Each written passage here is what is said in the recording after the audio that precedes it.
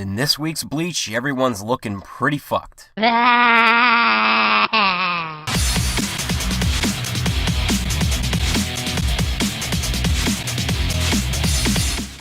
Bleach Chapter 551, The Burnt Offering, starts with Hashwall being kept behind a barrier protecting Shunsui. This was created by Nanao, who specifies in Kido, and she explains Hakuden Kapeki prevents anyone possessing Quincy powers from entering.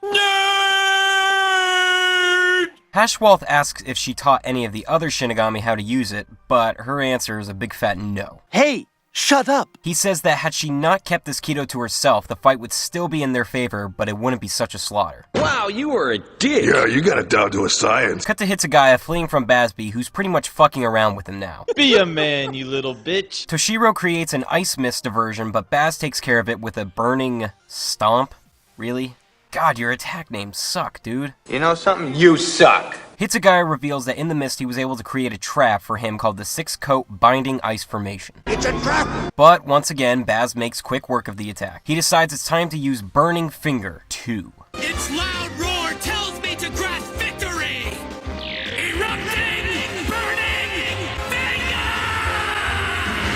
That's gotta hurt! Hitsugaya is viciously cut down, but Kangdu shows up and says that he'll finish the job since he has his Bankai. Seriously, do you really want to finish the kid who's pretty much dead already? More than anything in the world, Ron. Back to Mayuri, who senses the Ryatsu of Hitsugaya and Soifon disappear. He mentions how he's the only one who can fight without a Bankai, but at that moment, Urahara calls him. Ah! It's so awesome! He says that he's come up with a way to recover the stolen Bankais. You gotta be fucking kidding. Another great chapter. Hitsugaya getting the shit kicked out of him is rewarding yet sad at the same time. I feel bad that he's being backed into a corner with no Bankai and possibly dying, but the war needs some severe casualties. That'll have a bigger effect on everyone. I guess I'd mention that I wish they hadn't spent most of the chapter of him trying to fend off Baz. We all know his ice is completely useless against the fire. It wasn't a surprise to see the mist and ice prison fail tremendously. Hey, that really sucked! I'm also curious as to why Nanao didn't tell anyone else about the Kido she developed to repel Quincy's. I know the second invasion happened out of nowhere, but if you're creating something that could seriously help, you could be teaching it to at least the captains. Well, excuse me for having enormous flaws that I don't work on! And Urahara's appearance at the end was great. I'm surprised he found a method so quickly, but I wonder if it's a way to get a Bankai back or keep it from getting stolen in the first place. Because it's not like once you get it back, that's stopping another Quincy from taking it. Then they'll have to get it back again, and it's just an endless cycle. I know that, faggle!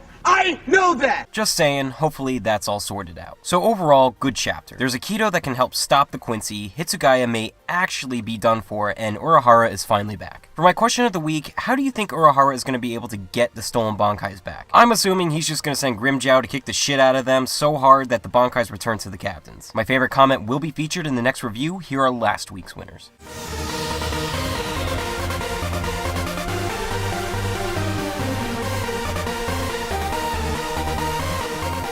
That does it for me. Remember to leave your thoughts on the chapter and answer to my question in the comments below. Like and subscribe for more weekly Bleach chapter reviews, and follow me on Twitter or DeviantArt. I'll be back next week with Urahara's plan. Peace.